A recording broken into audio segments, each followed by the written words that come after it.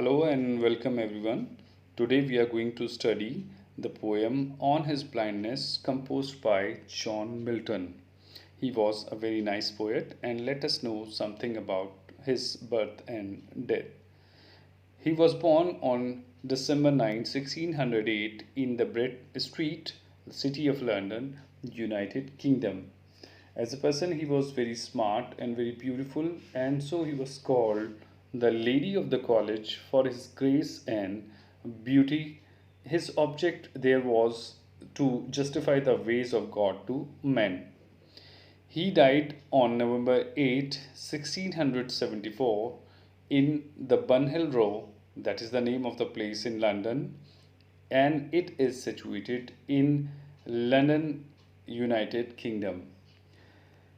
His dramatic poem Samson Agnostics crowns the labors of closing years of his life, and apart from this, we shall study a little about his compositions, in which in 1652 he composed When I Consider How My Light Is Spent. This is commonly referred to as On His Blindness, which we are going to study now, though Milton did not use the title. Apart from it, Paradise Lost, Paradise Regained, Samson Agnostic poems, and upon several occasions, these are different poems which he composed and was famous for. In 1655 itself, he composed on the late massacre of Piedmont and various other poems which he is famous for.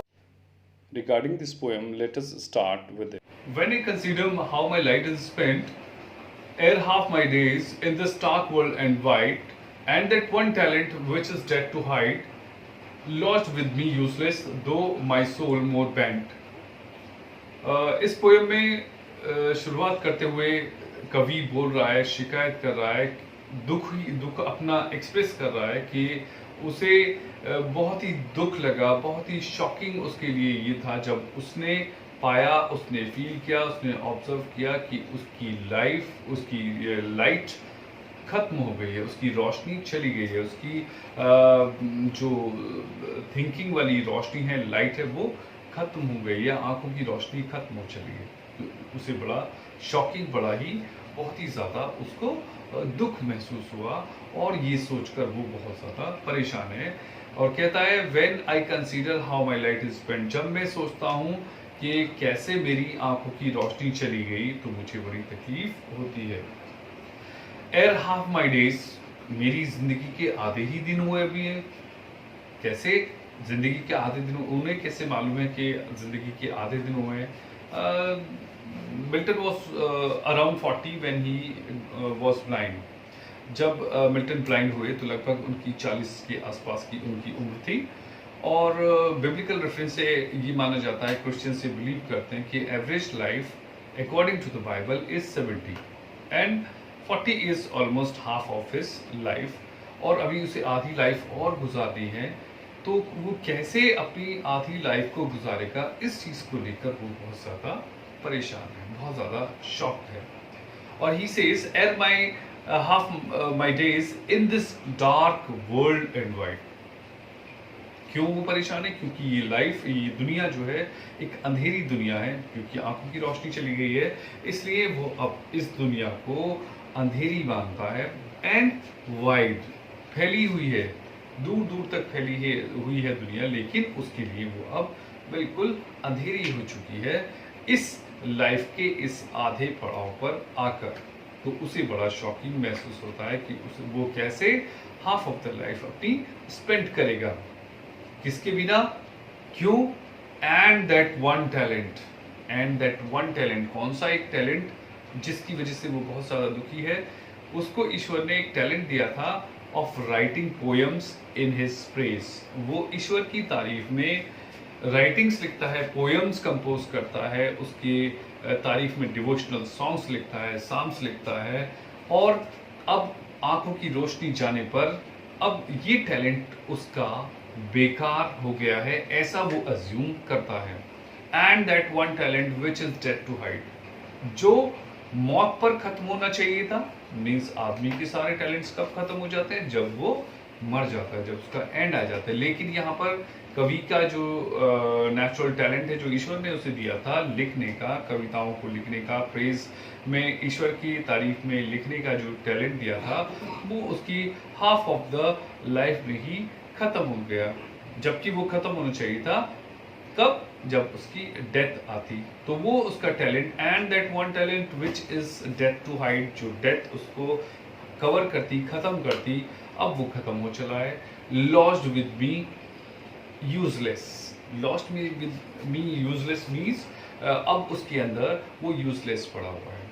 अब आपने देखा होगा एक store room होता है हमारे हर घर में, एक स्टोर रूम की तरह एक कोई कमरा होता है जिसमें हम सारा कूड़ा कबाड़ा करकट वेस्ट मटेरियल उसमें डाल देते हैं, क्योंकि वो वेस्ट होता है। या कभी काम में आ जाए कोई चीज़ तो उसके लिए हम उसको एक अंधेरे कमरे में, कोठरी में डाल देते हैं।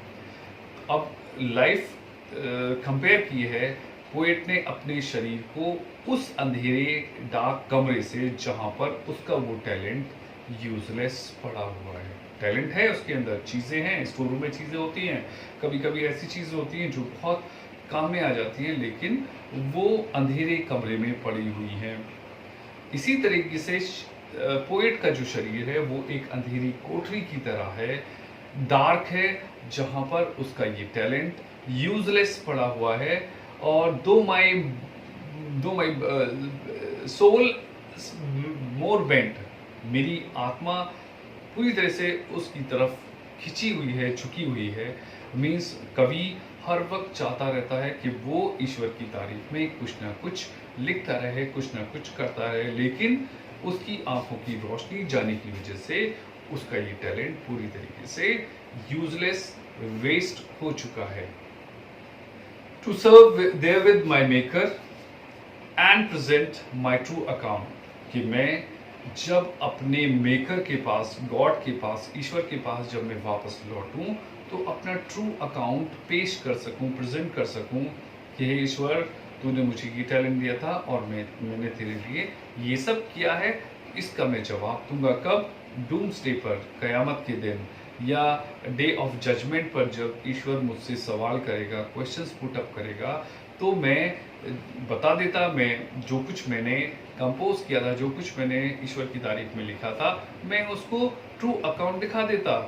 लेस्ट ही, अगर ऐसा नहीं होता, लेस्ट ही मीन्स गॉड, अगर गॉड रिटर्निंग साइड मुझे लौटने पर डांटेगा, यानी कि उसे मालूम है, एक क्रिश्चियन रेफरेंस में अगर हम माने तो मिल्टन बहुत ही रिलीजियस पर्सन है और उसे हेल और हेवन का पूरा कंसेप्ट उसके माइंड में है। उसे मालूम है कि जो लाइफ ईश्वर ने उसे दी है उसका वो अकाउंटेबल है, उसको उसका जवाब देना पड़ेगा।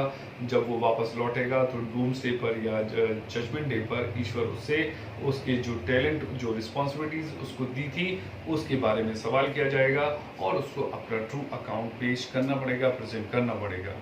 लेकिन वो कह रहा है कि जब वो लौटेगा खाली हाथ, यानी कि रोशनी जाने की वजह से, आंखों की रोशनी चले जाने की वजह से जब वो वापस लौटेगा तो गॉड उसको डांटेगा कि what have you brought, you have brought nothing, जो मैंने टैलेंट दिया था वो कहाँ गया?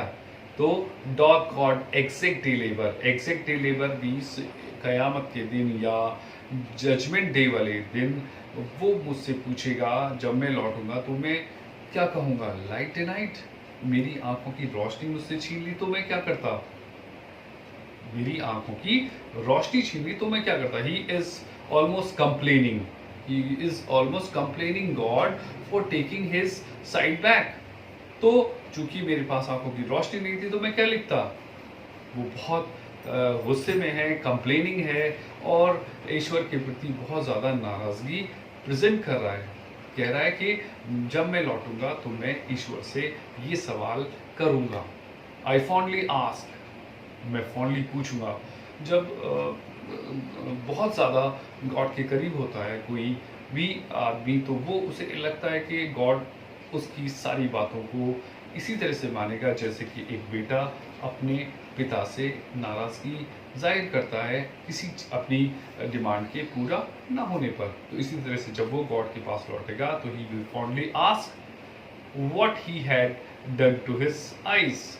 Light denied, उसकी आंखों की रोशनी छीन ली. फिर but patience to prevent, लेकिन वो फिर उसको पेशेंस वो अपने ऊपर कंट्रोल करता है. और ये भी एक मॉरल क्वालिटी है कि जब हम ईश्वर से नाराज़गी जाहिर करते हैं तो हमें अंदर ये रहता है कि कहीं ईश्वर हमसे नाराज़ ना हो जाए. यही चीज़ें दिमाग में आती हैं मिल्टन के, और वो कहता है कि उसका पेशेंस उसको चेक करता है, रोकता है. To prevent what that murmur soon replies. फिर उसके अंदर से आवाज़ आती है, दैट मर्मर सून रिप्लाइज, उसको जवाब देता है. उसका अंतर्मन, उसकी सोल, उसकी आत्मा उसको जवाब देती है, God doth not need either man's work or his own gifts. ईश्वर को किसी भी इंसान के काम की ज़रूरत नहीं है.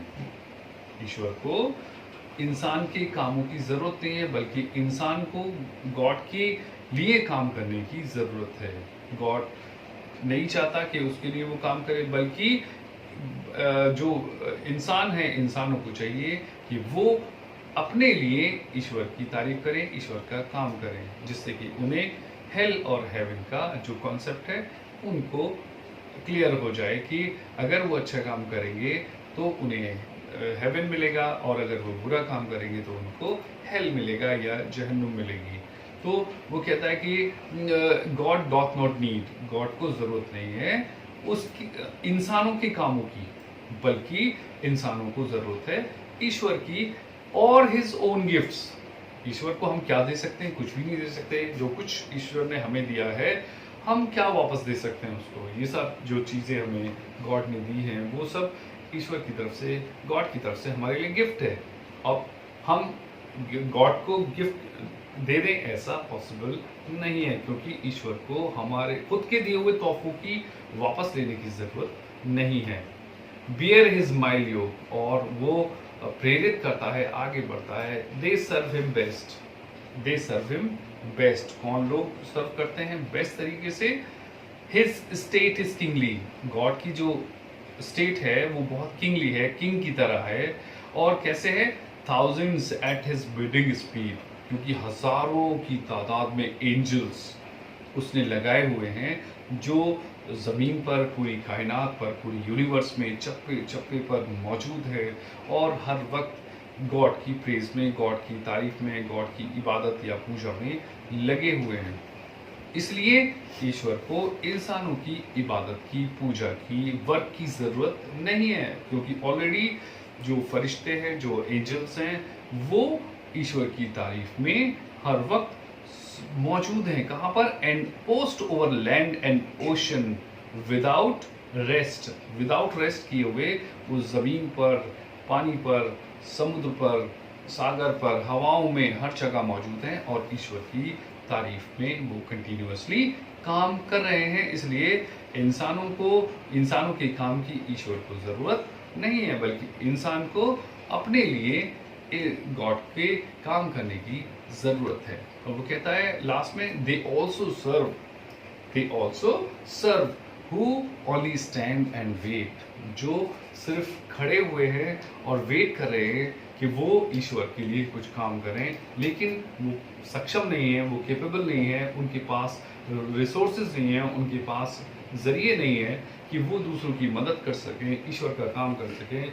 लेकिन उनके मन में इच्छा है, वो वेट कर रहे हैं कि जैसे ही उनको चांस मिलेगा वो ईश्वर के लिए कुछ करेंगे, ईश्वर के लिए, इंसानियत के लिए कुछ करेंगे.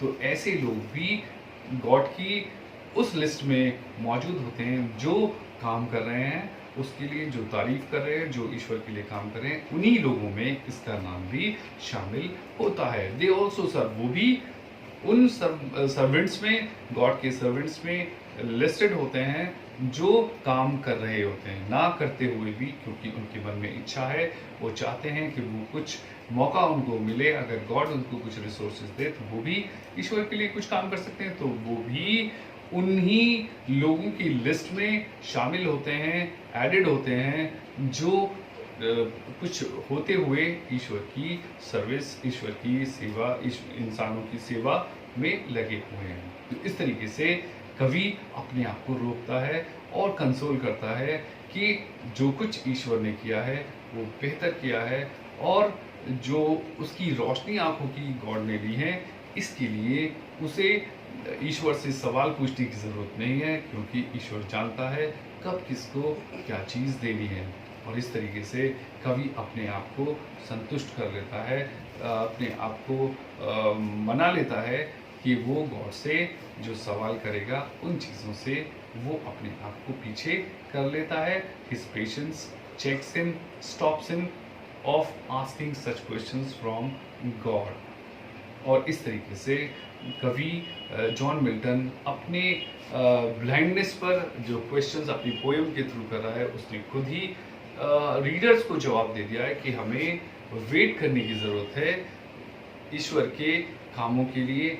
ईश्वर को हमारे कामों की ज़रूरत नहीं, बल्कि हमें ईश्वर की सेवा करने के लिए मौके की ज़रूरत और इंतज़ार होना चाहिए। और इस तरीके से हम इस पोएम के एंड में चलते हैं और हम इसका अब सेंट्रल आइडिया स्टडी करते हैं। चलिए स्टूडेंट्स, अब हम सेंट्रल आइडिया इस पोएम का करते हैं, और ये सेंट्रल आइडिया आप अपनी कॉपी में नोट कर लीजिए, जो मैं स्क्रीन पर आपको दिखा रहा हूँ। इसमें हम पढ़ते हैं Milton, this is Milton's personal sonnet, sonnet which deals with his blindness, that blindness which has deprived him of many joys of life, which has prevented him from using his poetic talent and in the service of God, the talent which he had to use in service of God. He complains to God against the injustice done to him, and in it he is almost like a rebel. But soon he realizes the supremacy of God and comes to know that resignation to the will of God is the best service to him. इस central idea को मैं एक बार आपको हिंदी में translate करके बता देता हूँ कि मिल्टन की ये पर्सनल सोनेट है। सोनेट कहते हैं एक ऐसी पोएम जो 14 लाइन्स में डिवाइडेड होती है। पहली फर्स्ट 4 और 4 में 2 स्टेंजास होते हैं और लास्ट का स्टेंजा 6 लाइन्स का होता है। इसको हम सोनेट बोलते हैं।